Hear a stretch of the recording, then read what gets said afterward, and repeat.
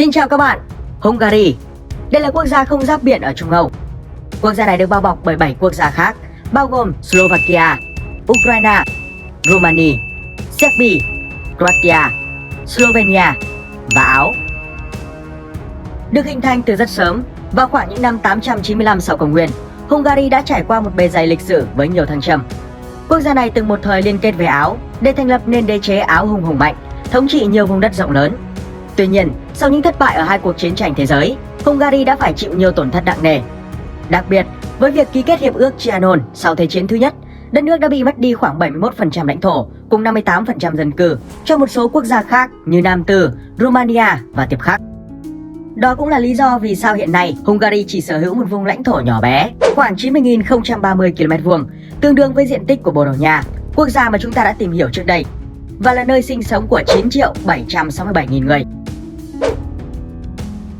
Về hành chính, Hungary hiện nay là một nước cộng hòa nghị viện, bao gồm 19 quận và một thành phố thủ đô, được quản lý riêng biệt là Budapest. Hiện nay, Budapest cũng là thành phố đông dân nhất cả nước, với 1.768.000 người sinh sống trên diện tích 525 km². Thủ đô Budapest không chỉ là trung tâm văn hóa, chính trị, thương mại, công nghiệp và giao thông vận tải của Hungary, mà nó còn giữ vai trò là một nền kinh tế quan trọng của Trung Âu và được xếp hạng Beta cộng trong mạng lưới nghiên cứu các thành phố trên thế giới và toàn cầu hóa. Budapest cũng nằm trong số 100 thành phố có GDP hàng đầu trên thế giới, được đo lường bởi PricewaterhouseCoopers. Trải dài hai bên dòng sông Danube thơ mộng, thủ đô Hungary còn được đánh giá là một trong những thành phố đẹp nhất hành tinh. Sông Danube chia Budapest thành hai phần hoàn toàn tương phản nhau. Buda, bên bờ sông phía Tây, được xây dựng trên một ngọn đồi cao với vô số di tích, bảo tàng thời Trung Cổ cùng nhiều tòa lâu đài lộng lẫy. Trong khi đó, Pest ở bờ phía đông lại là một bình nguyên bằng phẳng, đại diện cho một Budapest năng động, hiện đại với tòa nhà quốc hội tráng lệ và những trung tâm thương mại sầm uất. Buda và Pest nối nhau bằng 9 cây cầu bắc qua sông Danube, mỗi cây cầu mang một vẻ đẹp riêng và được thắp sáng bằng một màu vàng rực rỡ vào mỗi buổi tối. Về địa hình, lãnh thổ Hungary trải dài 250 km từ bắc đến nam và 524 km từ đông sang tây và có thể chia thành 3 dạng địa hình riêng biệt là vùng núi ở phía đông bắc, cao nguyên ở phía tây, còn lại là các khu vực đồng bằng chi phối địa hình ở cả phía tây bắc, miền trung và đông nam. Đầu tiên là khu vực miền núi ở đông bắc. Giống như tên gọi của nó, địa hình ở đây được đặc trưng bởi những dãy núi chập trùng, hầu hết chỉ cao dưới 1.100 m. Tại đây có đỉnh Kekes thuộc dãy núi Matra, là điểm cao nhất của đất nước, nằm ở độ cao 1.014 m so với mực nước biển. Ngọn núi được bao phủ bởi những cánh rừng sồi rộng lớn, có tuyết rơi vào mùa đông. Trải dài từ dưới chân đồi là những vườn nho trù phú, nơi sản xuất ra nhiều rượu vang hảo hạng của Hungary. Tuy không kỳ vĩ như nhiều ngọn núi cao khác trên thế giới, nhưng Kekes vẫn mang trong mình một sức hấp dẫn đến kỳ lạ. Có lẽ là bởi vẻ đẹp hoang sơ của thiên nhiên và cuộc sống bình yên dưới những đồn điền xanh tươi của người dân vùng nông thôn hiền hòa, thân thiện. Ngoài ra, khu vực miền núi còn bị chi phối bởi dãy Buk với hơn 20 đỉnh núi cao trên 900 m. Các ngọn đồi ở đây chủ yếu được cấu tạo từ đá vôi, đá phiến và gabbro có nguồn gốc núi lửa. Buk nổi tiếng với hàng trăm các hang động lớn nhỏ, trong đó có 52 hang động đã được chính phủ bảo tồn vì nó sở hữu di tích khảo cổ và hệ sinh thái phong phú. Giống như Kekes, các ngọn núi của Buk cũng được tuyết phủ trắng xóa vào mùa đông, hình thành nên nhiều khu nghỉ dưỡng trượt tuyết, thu hút hàng nghìn du khách mỗi năm. Cao nguyên ở phía tây, hay còn gọi là cao nguyên Transdanubia. Địa hình ở đây chủ yếu là những cao nguyên và ngọn đồi thấp, có độ cao trung bình từ 350 đến 450 m. Chiếm phần lớn diện tích ở trung tâm Transdanubia là hồ Balaton, hồ nước ngọt lớn nhất của Trung Âu. Nó trải dài 78 km và có diện tích bề mặt lên tới 600 km². Nhưng độ sâu trung bình của hồ chỉ là 3,3 m và độ sâu tối đa cũng chỉ lên tới 12,2 m. Với một đất nước không có đường bờ biển như Hungary thì việc sở hữu một hồ nước ngọt rộng lớn như Balaton là một tài sản vô cùng quý giá. Phía bắc của hồ là những vườn nho bạt ngàn, những khu phố cổ mái rêu phong và những ngôi nhà mái đỏ nằm ép mình bên sườn đồi. Tất cả hòa quyện với nhau tạo thành một cảnh quan đẹp như tranh vẽ. Trong khi đó, khu vực phía nam lại là nơi tập trung của những khu vui chơi giải trí như quán bar, du thuyền, lễ hội âm nhạc sôi động. Ở khu vực này, bạn có thể tắm mình vào làn nước trong xanh của hồ, thư giãn trên những thảm cỏ xanh ở hai bên bờ, thậm chí là có cả dịch vụ trượt băng vào mùa đông. Không chỉ có hồ Balaton, địa hình vùng cao nguyên Transdanubia còn được đặc trưng bởi dãy núi thấp Bakony. Nó nằm ở phía bắc của hồ Balaton và gần như chạy hoàn toàn trong quận Veszprém. Các ngọn núi ở đây chủ yếu được cấu tạo từ đá dolomit, được bao phủ bởi những rừng sồi, xen lẫn với cây phong, cây bồ đề và cây anh đào.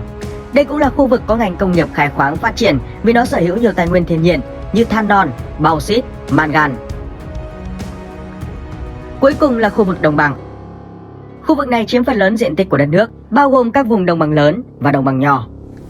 Vùng đồng bằng nhỏ nằm ở phía tây bắc của đất nước, hay còn gọi là đồng bằng Bắc Bộ. Nó có diện tích khoảng 8.000 km2, bao gồm hầu hết các quận Gio, Moson, Sopron và Vas, cùng với phần phía tây của Komarom, Esztergom và Veszprém. Đây là vùng đất nông nghiệp chủ phú, với cây trồng chủ yếu là lúa mì, ngô, lúa mạch đen, củ cải đường và khoai tây. Vùng đồng bằng lớn bao phủ toàn bộ khu vực trung tâm và đông nam của Hungary. Nó có diện tích lên tới 52.000 km2, chiếm hơn 56% diện tích của đất nước, đồng thời là một phần của đồng bằng Great Hungary tại Trung Âu. Không chỉ có những vùng đất màu mỡ để trồng ngũ cốc và cây ăn quả, địa hình ở đây còn bao gồm cả những vùng đầm lầy, cát và đất hoang. Hotobagi và Kiskunsak là hai vườn quốc gia nổi tiếng ở vùng đồng bằng này. Đây là nơi lưu giữ những quần thể sinh vật phong phú cùng bản sắc văn hóa lâu đời của người Hungary.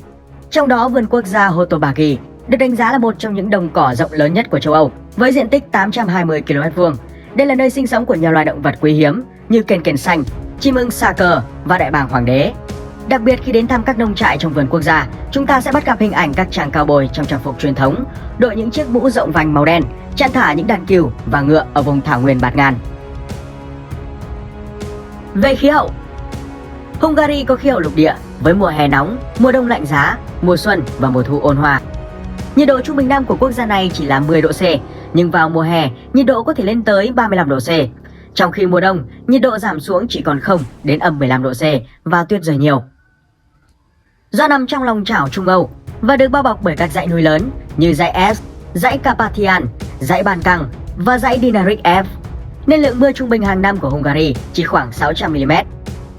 Ở các vùng đất thấp, lượng mưa dao động từ 500 đến 600 mm và tăng dần lên tới 800 mm ở những vùng có địa hình cao hơn. Vùng trung tâm phía đông của đồng bằng lớn là nơi nhận được ít lượng mưa nhất, thường xuyên hạn hán nghiêm trọng vào mùa hè.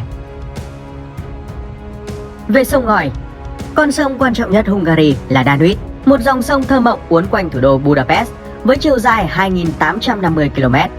Danube là con sông thứ hai ở châu Âu, chỉ sau sông Volga của Nga.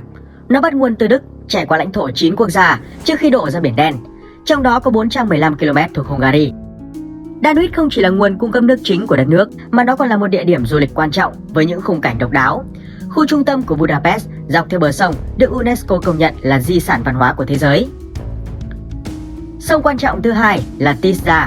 Trong quá khứ, nó từng là con sông nằm hoàn toàn trong lãnh thổ Hungary, nhưng hiện nay Tisza đã vượt qua biên giới để chảy vào một số quốc gia khác là Serbia, Romania và Ukraine. Đây cũng là nơi có con đập cao nhất và tạo ra hồ chứa nhân tạo lớn nhất của đất nước là hồ Tisza. Ngoài việc kiểm soát lũ lụt thì đập Tisza còn hỗ trợ cho nhà máy thủy điện 28 MW.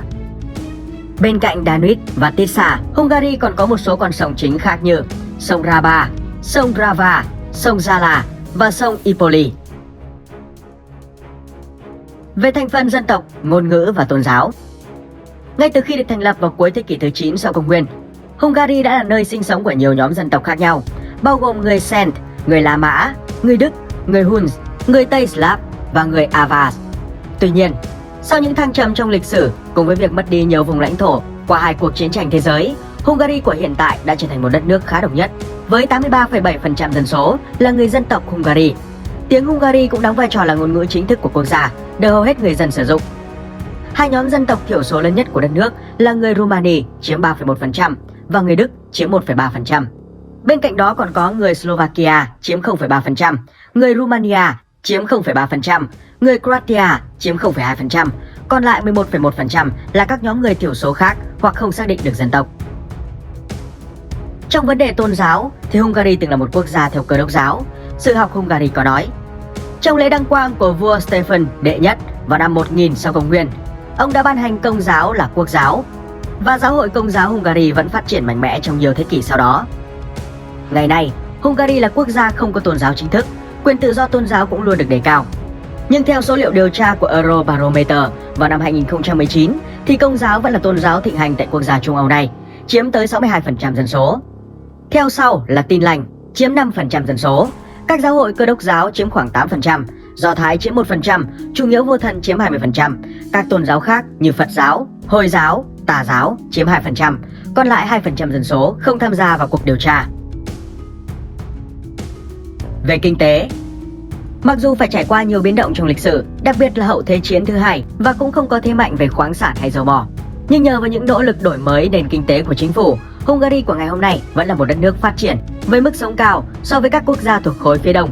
Theo số liệu thống kê năm 2020, GDP danh nghĩa của nước này là 155,01 tỷ USD và GDP bình quân đầu người đạt 15.871 USD. Chưa dừng lại ở đó, đất nước nhỏ bé này còn nổi tiếng là vùng đất của xứ sở thần tiên, với những công trình kiến trúc đồ sộ cùng nhiều cảnh quan tuyệt đẹp và thơ mộng. Đây cũng là địa điểm nổi tiếng thứ 13 ở châu Âu, thu hút tới 15,8 triệu khách quốc tế vào năm 2017. Bên cạnh dòng sông Danube xinh đẹp và thủ đô Budapest tráng lệ, Hungary còn sở hữu nhiều địa điểm du lịch hấp dẫn khác như đồi Buda. Địa điểm này nằm trong vùng ngoại ô phía tây Budapest, ở độ cao 518 m so với mực nước biển. Đây là vị trí hoàn hảo để ngắm nhìn toàn bộ khung cảnh lộng lẫy của thủ đô. Buda cũng là nơi có nhiều con đường mòn lớn, được bao phủ bởi những rừng cây xanh ngắt, thích hợp cho những chuyến đi dã ngoại hoặc xe đạp đường dài để khám phá thiên nhiên. Động Bratla. Hang động này trải dài hơn 25 km, được hình thành qua hàng nghìn năm khi mưa và tuyết tan chảy làm xói mòn đá vôi. Nó nổi tiếng với vô số nhũ đá khổng lồ, mang những hình dạng kỳ lạ cùng nhiều sắc màu khác nhau. Hồ nước nóng Hevis. Hồ này nằm ở phía tây Hungary, là một trong những hồ nước nóng lớn nhất của châu Âu. Nhiệt độ dưới nước có thể đạt tới 23 đến 25 độ C vào mùa đông và 33 đến 36 độ vào mùa hè. Nước ấm di chuyển lên trên, trong khi nước lạnh đi xuống dưới. Dòng chảy hai chiều này giữ cho nước trong hồ luôn chuyển động, do đó để lại hiệu ứng massage đặc biệt trên da người. Vương cung Tránh đường Esztergom. Đây là nhà thờ lớn nhất, đồng thời cũng là tòa nhà cao nhất ở Hungary, nằm trên ngọn đồi Castor xinh đẹp, với diện tích bên trong là 5.600 m² và chiều cao 71,5 m.